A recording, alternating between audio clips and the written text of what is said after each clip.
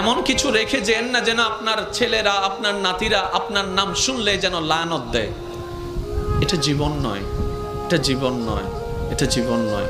এমন একটা জীবন বানান যেন আপনার মৃত্যুর সংবাদটা শুধু আপনার পরিবারের মুখে চোখের মধ্যে মলিনতা আর অশ্রু আনবে না, শুধু আপনার আশেপাশে পরিচিতরা পর্যন্ত বলবে, আহ আফসোস, আজকে একজন নেককার বান্দাকে হারিয়ে ফেলেছি, আজকে একজন মায়ার মানুষকে হারিয়ে ফেলেছি, আজকে একটা মমতার মানুষকে হারিয়ে ফেলেছি। যেভাবে সিদ্দিকে আকবরের দুনিয়ার থেকে যাওয়ার পরে জগৎ কান্না করেছে, ফারুকে আজম যাওয়ার পরে জগৎ কান্না করেছে, ওসমান ও আলী যাওয়ার পরে জগৎ কান্না করেছে, ইমাম হোসেন কারবালায় শহীদ হওয়ার পরে 2022 সালে চট্টগ্রামের মানুষ পর্যন্ত কান্না করছে। আল্লাহু আকবার।